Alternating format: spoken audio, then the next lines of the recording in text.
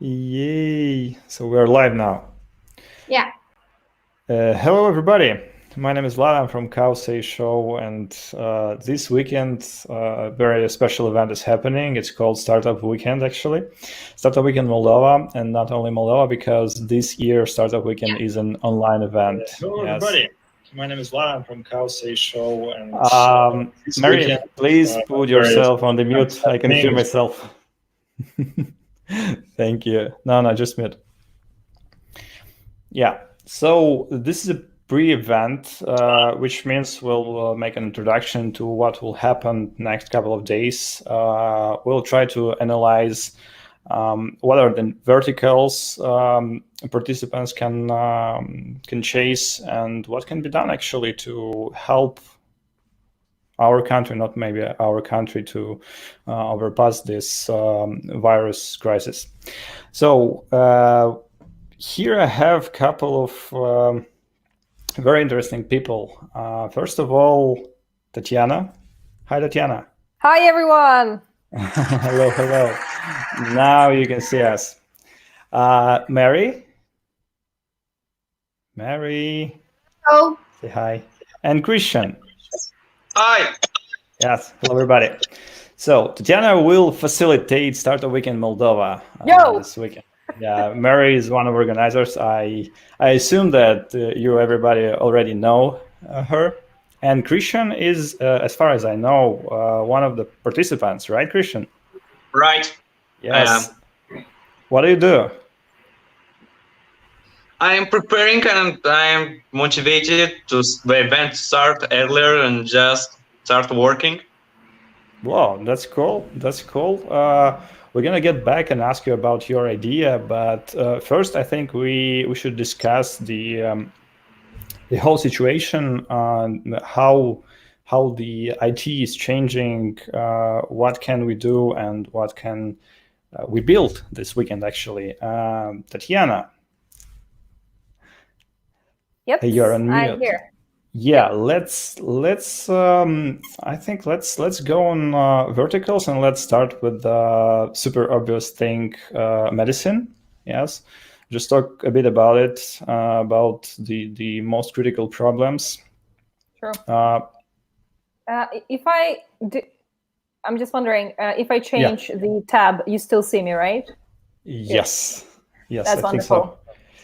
I mean, well, as a start, like it's been crazy couple of months, isn't it? Just like, I mean, I still can't believe, I feel like in a science fiction movie or something.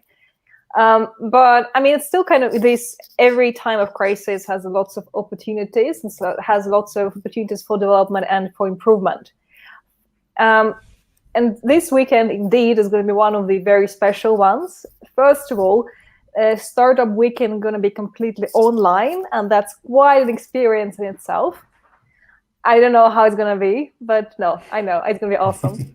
And the second is we have very, purposeful verticals, purposeful challenges that we encourage participants to tackle. These challenges are created by WHO, World Health Organization, and they primarily consist out of 6 points. So we can go through them. Yeah. And then after that, I can actually give some inspiration from Sweden. I'm based in Sweden, where the country is kind of actually, it's been so much in news, international news. I don't know what to trust. Sometimes my eyebrows have been, like, is it really for sure? Is it true? But in either case, we just had a very, it's called Hack for Sweden. So we had like around 7,000 people getting together online, getting together, not together, kind of thing. And brainstorming and creating solutions that can help during these very peculiar times. So I can give you a couple of examples there for inspiration purposes only. Yeah, that's cool. So one of those challenges are, as we mentioned, it's health. So primarily, actually, can we find ways to scale health initiatives and identify new solutions that can help healthcare systems cope with overwhelming demand? And here we talk about actually how can we help, how can we produce enough of supplies? And here we have actually examples coming from Sweden, 3D printing all the solutions, for example, or another startup building a prediction map, or actually a map for healthcare providers, or aka hospitals, that can actually help to distribute the burden of the new patients coming. Yeah. So all this, the whole range of solutions for healthcare. Another vertical is actually, and this is not really obvious, it might be because all of us, is quite egoistic, right? And we don't, kind of quite often we forget about the unseen and vulnerable populations. And here it can be actually anyone from homeless people, who are more affected than others. And how can we support them, the needy ones, and to tide over these difficult times. I always remember, like when I was in San Francisco a couple of years ago, and during several times, I've been always surprised by the amount of homeless people. And actually right now, who were like lying all around the city, right? And no one actually would care about them. But right now they are becoming one of the important, since they actually are the transmitters, or the people who are most likely contaminated with the virus.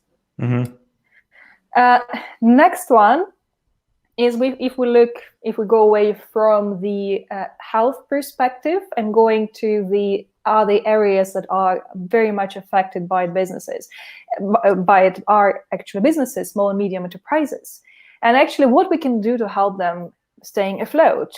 And as we know, it's quite a tragedy right now, since many companies laying off employees, and many companies have to shut down because of the corona times. Yeah. In Sweden, we have actually very interesting initiatives, like, for example, first of all, supporting local restaurants and cafes, or even supporting local food providers, and focusing on local eating, on community eating. In Moldova, I'm coming from Ukraine, so for us it's very much local eating still, because we have still bazaars, right? Places we can buy and support the farmers. But in Sweden, it's much more different and difficult. It's a little bit harder, since it's not really in the culture. So if you want to buy something, go to the shop. But on the other side, as a positive thing, our country was quite affected and still very affected. But at the same time, all the cafes are still open. So I'm a little bit changing the topic and going towards how Sweden is coping the crisis. But nevertheless, it is quite a hit on HoReCa systems. Hotels, restaurants. So what actually we can do to help them to stay afloat? Those small businesses. Next challenge is actually that we really would like all the participants to think about, is actually from communal perspective. How can we come together in this crisis to combat social isolation and promote connections? It's been quite tough and different, right, from all other Aprils that I had in my life. But things that actually are getting quite popular is that help your neighbor type of thinking. Even in my apartment buildings, we have groups that help each other, help actually those who are more senior, like 70 plus, who are in the risk zone, to help them to shop food and to somehow help them to survive. One of the things that actually I'm very happy to see, and again is from inspirational perspective, is that lots of shops created a special schedule from 7 to 8 o'clock in the morning. It's only allowed to shop vulnerable population.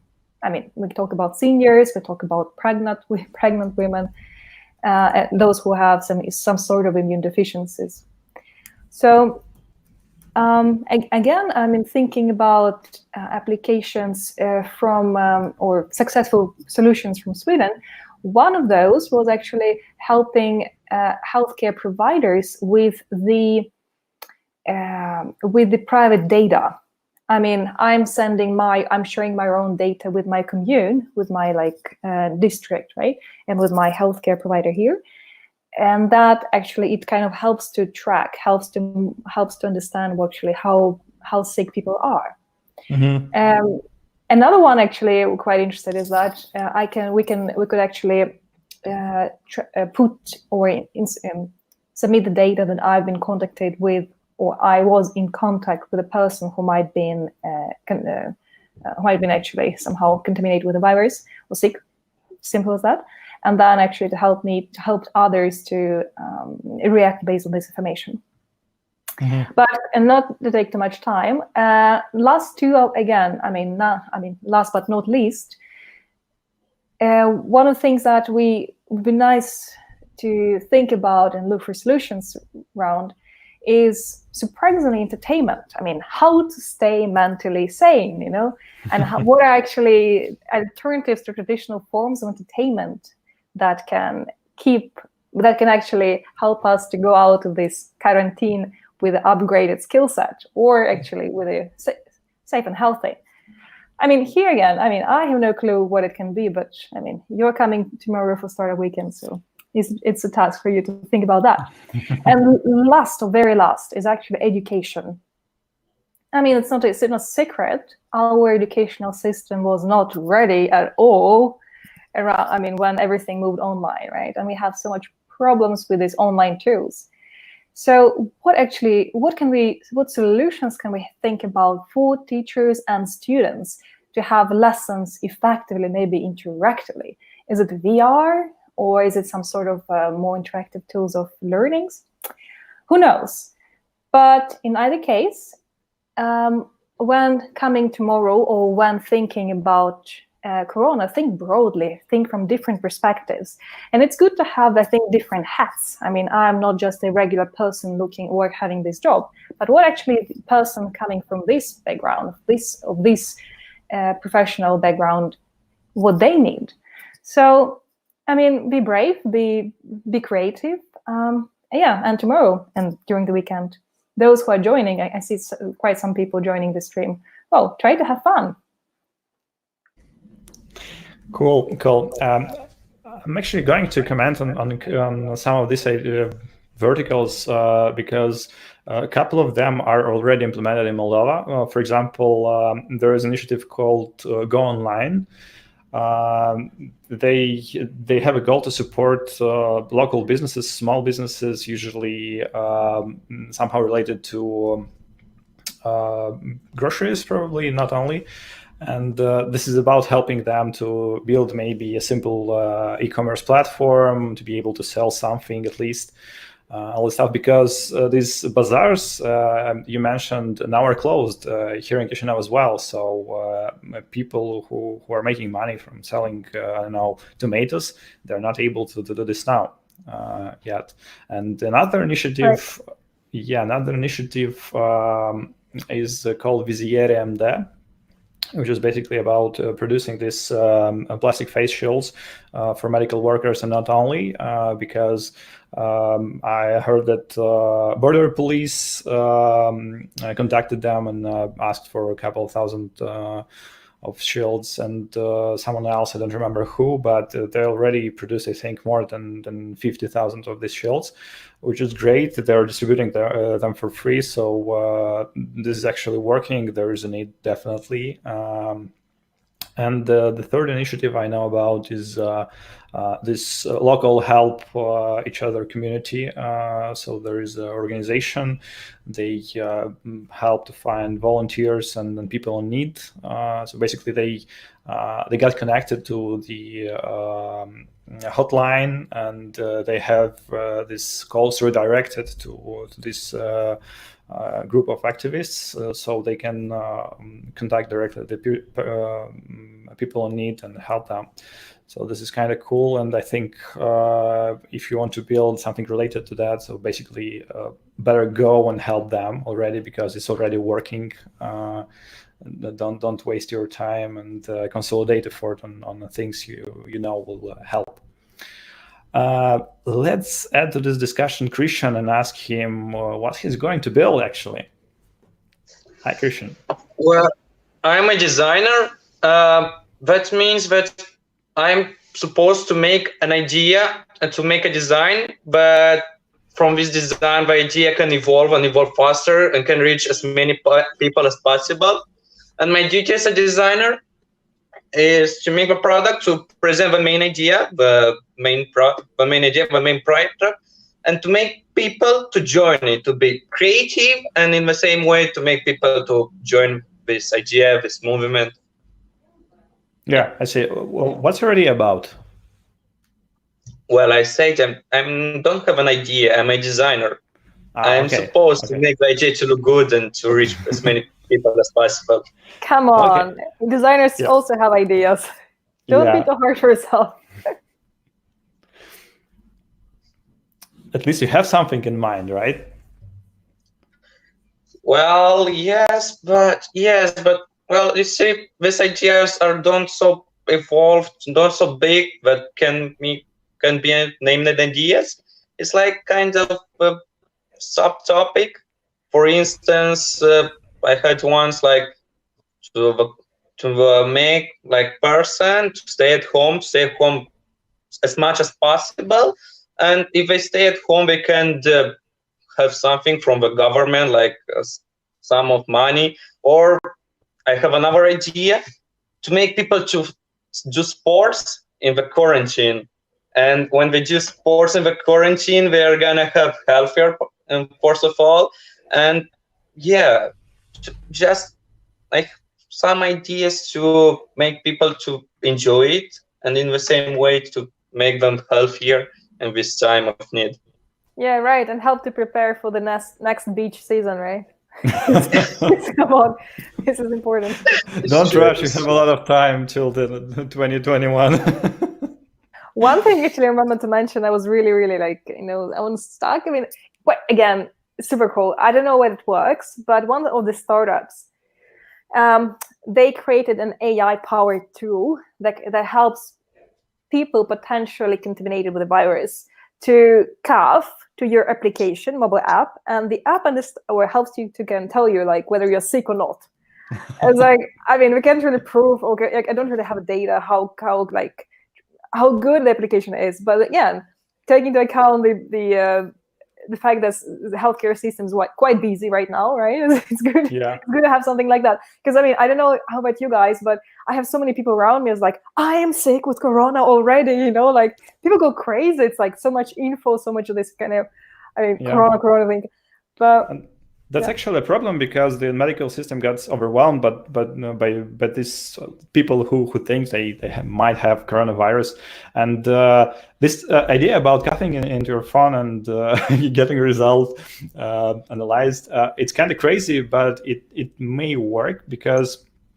For example, I had an interview with a lady from our medical system, and she was asking me, okay, this is basically a problem to understand is a person infected with coronavirus or not, because usually only when you feel really bad you get tested, and what to do if you are not in the terminal stage, when you're not dying yet, but it's good to know if you're sick or not. And she said there is a super critical thing, super stupid, but at the same time very important, because let's say who says that you have a dry cough, you have a fever, these are two basic symptoms of coronavirus infection. But what does it mean to have a dry cough? Can you differ a dry cough from a wet one? And even for I don't know, for people who got flu every year, last 5 years and around, I don't think they can say is it a dry cough or a wet one. So it actually can be useful, I think so. For sure. I mean, I'm the person who's coughing all the time, kind of. I mean, lately it's been like, people. I mean, the best is that you cough in the transport. You get a free seat straight away. Yeah. Sorry, it's a bad joke, but it's true. It is true. It is true. In the meantime, we have one more person in our chat. Sergio, hello. Hey guys.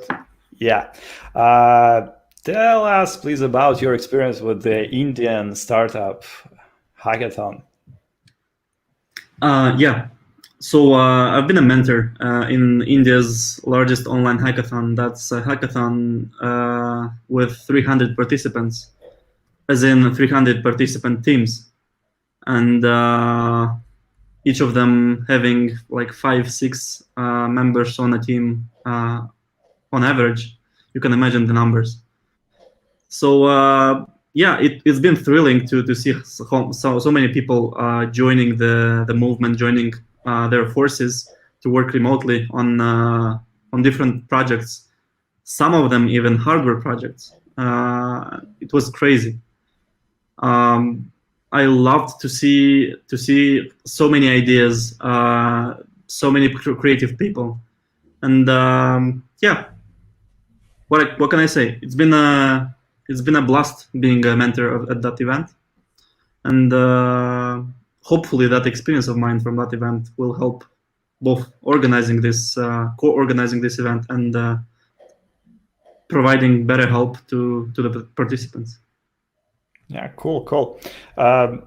Actually, I wonder, how do you think, what are the solutions that came up after this hackathon in India by you can be applied here in Moldova? I believe most of them can be applied in Moldova. At least I'll talk about, like, directions that they focused on. So here are some of the directions. Many people focused on building apps for self-awareness, as in testing yourself, tracking symptoms, even for those people who might be sick, might have contacted the virus. It helps collect this data and then share it with the government, with Medcare, and whoever is interested.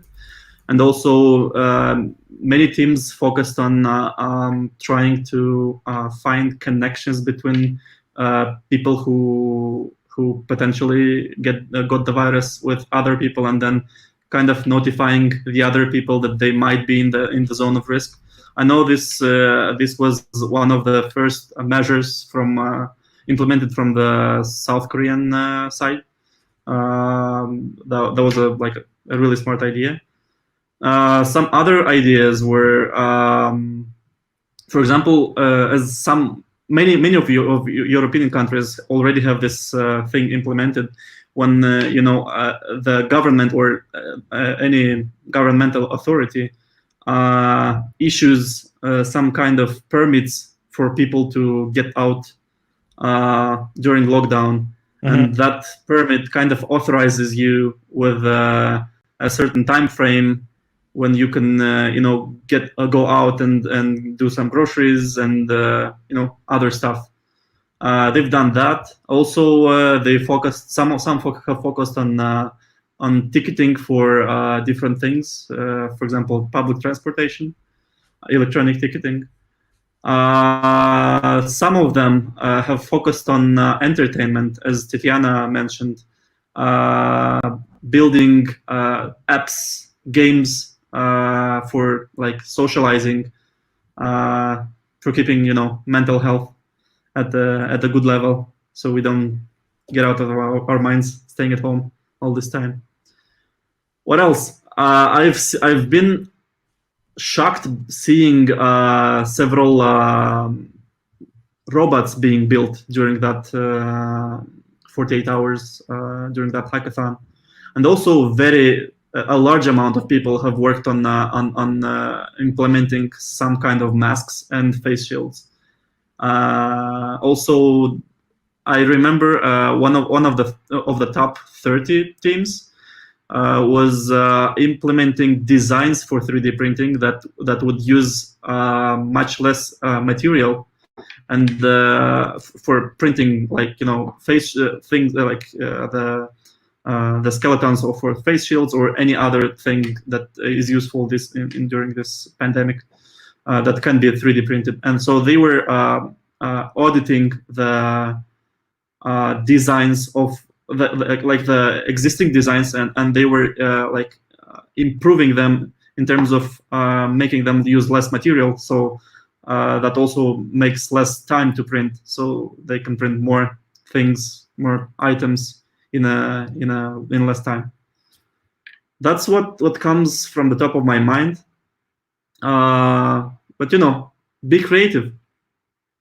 Nobody puts limits on your creativity. So if you're going to be a participant, just make the most of it. That's my comment.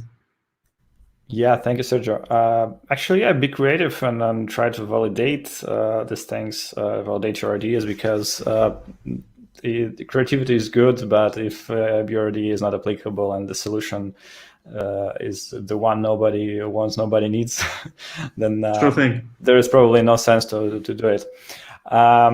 About this, I think as the main vector is the medical system, our medical system, please, if you are going to do something for our health system, find someone who can tell you more about what's going inside and what they actually need.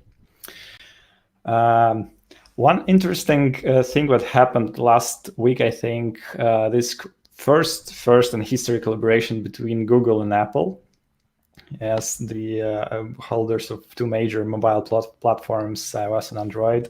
They joined the forces. They developed a common protocol for Bluetooth exchanging data. This is for finding out who you contacted if you got contaminated with the coronavirus, who you contacted before, who may be this person who contaminated you, who are the people you could contaminate before you got tested positive on coronavirus, and all this stuff. And this is actually very it's a kind of small revolution and in a lot of different ways. First of all, of course, don't try to do the same thing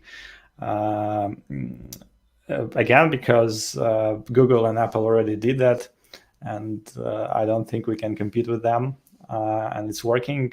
Second, I really wonder what is the effect of this on our personal space, let's say, in the internet. So personal data gets less personal, I think, because now you share it, and maybe all this opportunities which come with gathering data from a lot of people may get, I don't know, new wave. Maybe you can think about it. It can be an opportunity. Tatiana, hello again. I will not run this alone. So yeah, I request more people to join us. Let's talk maybe about different verticals, which I know we can use. You mentioned the entertainment during the pandemic, during the isolation, because mental health is a problem. The body health is a problem as well. And the thing I noticed is that all online games and porn platforms went up in the last in the last month. And I'm not actually sure what's the lesson to learn from this, because I'm not sure it can be used in any way. But at least it's a vector you can think. Maybe something can be done on this side. Remember that in any crisis, people are trying to entertain themselves more, because we get more stressed and we need more relaxation, let's say. Right. So it's yeah. I just one of the last news, actually, Netflix has, I mean, one of the entertainment platforms, right? But it was a news that Netflix indeed have a considerably increase in number of viewage and subscriptions, but right now they're very much scared that they're going to be facing a decrease in the viewership. Personally, I really would like to see the statistics from the book industry. Any increase in sales, or actually it's not really popular anymore.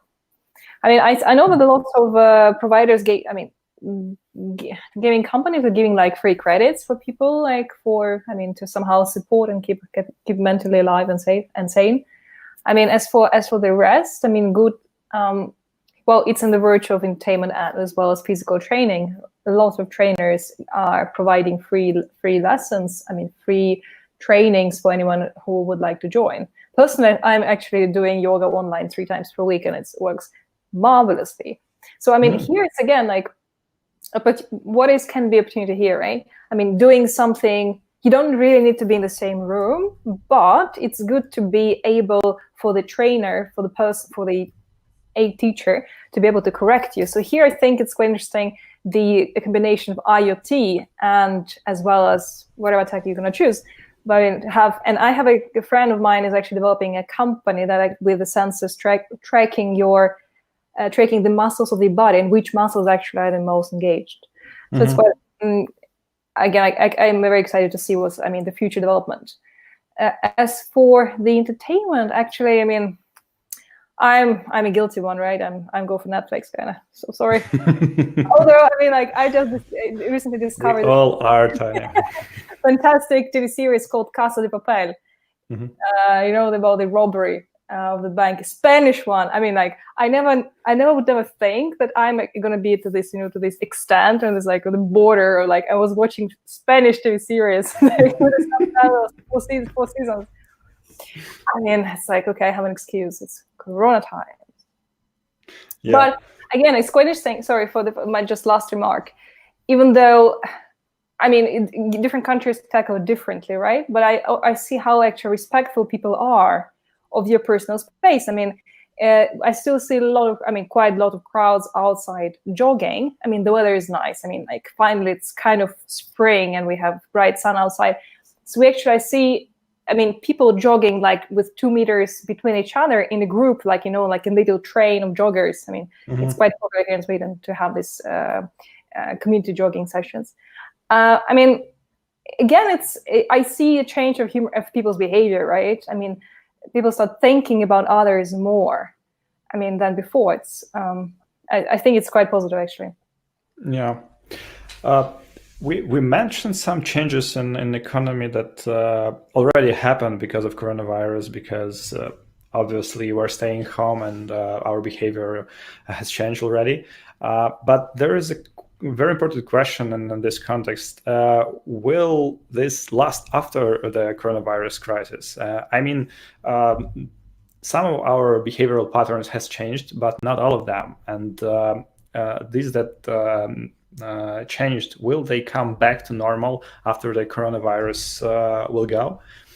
And this is actually a very interesting question in terms of building a startup, because you should think not only about next month or after the next. You should think years ahead, because you're gonna build a $1 billion company, right? So in this sense, I don't know if, for example, entertainment is a viable choice. Yes, because the stress will go down, obviously, and will not demand that much of Netflix subscriptions. So I kind of share their fears. I mean, of the Netflix, that subscription will go down eventually. I'm coming from a food tech industry, and I can tell you there is a change coming about a new state of normal.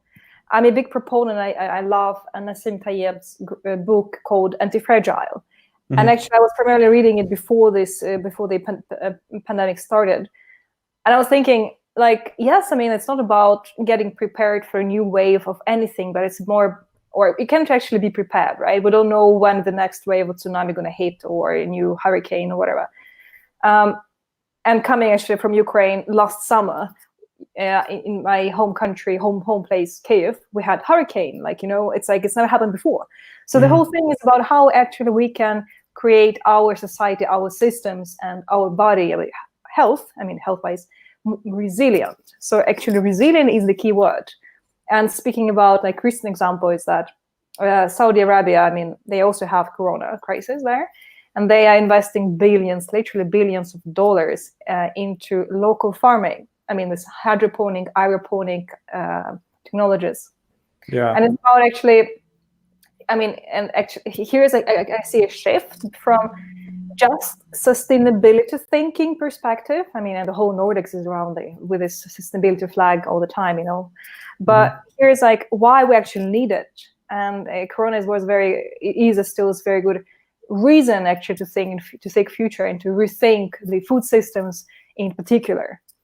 I mean, personally, I mean, I started, for me, it's quite it's a strange time, because I'm startup founder before in the past, and now actually I decided to go for a startup journey again, by developing like a functional T. I mean, again, speaking about resilience in the body. The thing is quite interesting to see from this perspective how the demand curve, right? It's like, yes, health and wellness is a curve. I mean, people are concerned with their health, but I mean, is it actually something else, something more behind that? Is it just now people are scared and will be thinking more long-term health-wise, or actually it would indeed create a change in the behavior? So it's a question yet to be answered. And still, I mean, I believe we are living in fantastic times, especially if you're healthy, you know.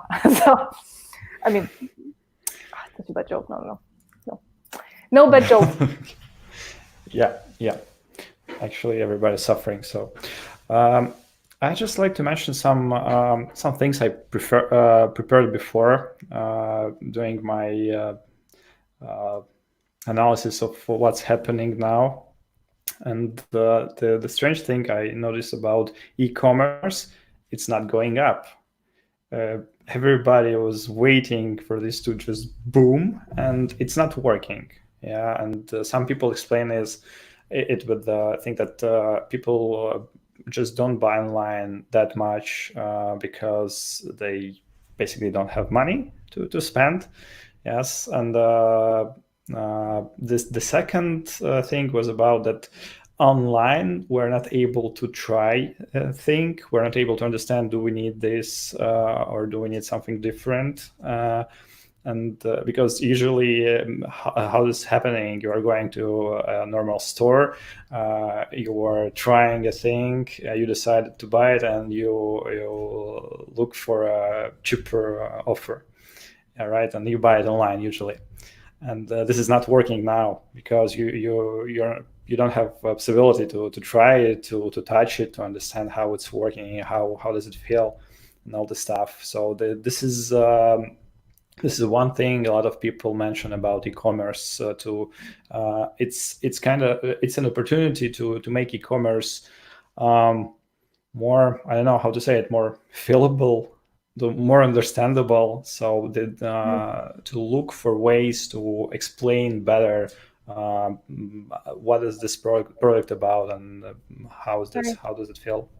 But commerce from other perspective, I mean, no, surprisingly, and I can tell examples from the European UK markets. So in Sweden, we had 5 days waiting time for an order for the grocery. I mean, we're talking about grocery shopping. Yeah. So we had 5 days waiting time. So, I mean, again, it depends what. I mean, certain parts of e-commerce actually grew rapidly. And again, the interesting example is that Uber is laying off drivers, right, for obvious reasons. Mm-hmm. But at the same time, the amount of those who deliver ready-made food, like Uber Eats in this case, is growing. Or like Amazon has recently invested in Deliveroo, another like food delivery service. Again, yes and no. I mean, generally, e-commerce interesting thing. I mean, here if we talk about clothes, there is indeed the danger of not fitting, right? And we have, again, I just recently seen a lot of startups focusing on actually specifically tackling this issue. By a recent one was like, I love that. The guys created a suit, so you can buy a suit like with sensors that can help you to understand exactly which piece of garment would fit your body, you know, like precision shopping, I would say, in clothes. But well, suit costs additional $200, but I mean, it might be worth that, and they're gonna go for shoes as well. So e-commerce, I mean, it's tough. I mean, especially taking into account the fact that some borders are closed. Actually, you can't really, if you're talking about within country, so maybe it's quite fine, but otherwise, yeah. Again, another challenge for inspiration, right? How we can help the shipment, the logistics within countries or in between countries. I mean, I ordered several things, and I'm waiting for it for 4 weeks. I mean, to get things delivered, so it's quite insane. Yeah. Here in Moldova, the same is happening. The big grocery stores, they have, I don't know, line for many days, so it's almost unreal to get your groceries from them online. But you can go offline, a traditional way. Okay. Let's talk a bit about the difference between this startup weekend and the usual one, let's say so, the ones that happened before and then offline format. What do you think? What was the most important difference here? I guess you're addressing this question to me and to Mari, right? Yeah. But I can start. I think it would be beneficial for those who are joining Startup Weekend. I would really like to show schedule actually that we prepared for the next weekend. And I'm probably going to share my screen, my Chrome tab, this one. So let's see. You see it, right? Yes, everybody see it. Wonderful. So event starts traditionally on Friday, tomorrow, at 6 o'clock sharp, and we will we're going to send out the link for the live broadcasting. Again, this is a difference. It's an experiment for us, for everyone, and for me as well. So you need to understand, it's rather hard to talk to a screen, and kind of to imagine the reaction I might get. Yeah. But on the day one, and taking into account, reminding you that you have submitted, participants, you have submitted your ideas before. We have them already, so to say, prepared. And one thing that's the most important thing on Friday is actually to chime into the presentation, to listen to our expectations, to the jury criteria, to be there with us.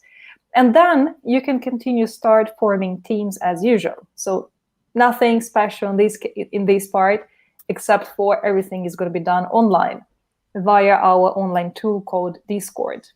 And again, we're going to send, or if you haven't received, you will receive a link that you can use for to joining in the Discord. Although pretty sure you have it in your email. So continuing Friday, so kickoff. Talk to people in the Discord, find team members. Remember that it's good to have from 5 to 10 people in your team. Well, 5 is a good number already.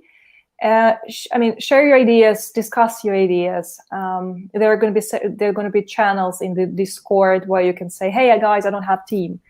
I have this and this skill set. Anyone needs a person like me." On Saturday is going to be primarily a day for mentorship sessions. So you'll receive support from 8 or 9. I think right now it's 9. Fantastic mentors are going to be joining during the weekend. And here it's going to be a little bit different. So you're going to have to book the time with your mentor in a sheet that you're going to be distributed in Discord, a link. You can have. We're also going to send you a link to different workshops that you might find helpful, starting from pitching or business model canvas or customer development. And you'll start on day 2. You'll start working on your deck.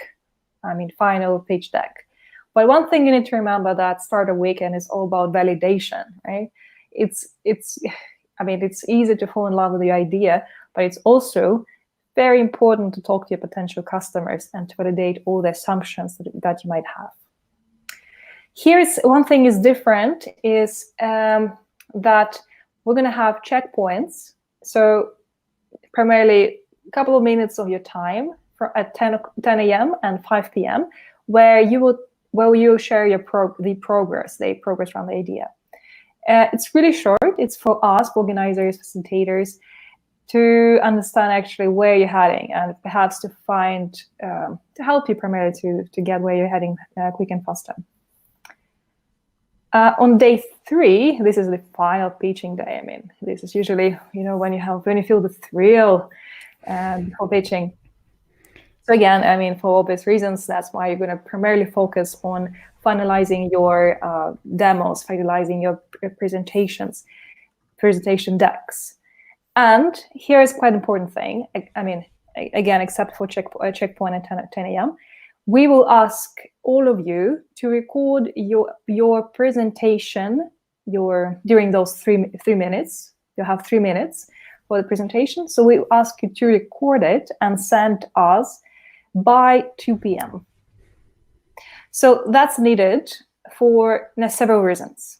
One is that we will not have live presentations on Sunday night, although we're going to have live Q&A sessions. So tech is not super reliable, right? We want to minimize any potential risks as much as possible. So we will show you presentations, the one that you recorded, instead of live one, and we will ask you to join for jury to ask the questions and you to answer the questions. So it's going to be a little bit like, a combination of live and online, offline, and recorded and live kind of types. And after that, so you'll send your presentation by 2 o'clock, and after that is always usual. You present, Q&A, and jury chooses the winner. And unfortunately, we have to celebrate separately. I mean, no drinking. I mean, only virtual drinking. So that's primarily it. And again, I mean, it's going to be fantastic. And here it's all about learning. So don't be scared. I mean, it's going to be, you'll become a different person for sure. Well, more experience, more skills, perhaps. And see you all tomorrow at 6 o'clock. Pass the mic to you, Vlad. Yeah, guys, I think we can wrap this up, our beautiful pre-event of Startup Weekend Moldova. And I'd like just to mention that this is not only the time to help our people, to help yourself, your country, your medical system. This is also a time for opportunities, because economy is changing, our behavior is changing. So it's actually a very good time to make any kind of startups. So try to use it wisely. And get prepared. Find people if you need. Join teams if you don't have any yet. And build something beautiful during this weekend. That's it. We'll wrap up. Have a lovely evening and see you tomorrow. Bye, everyone. Bye-bye.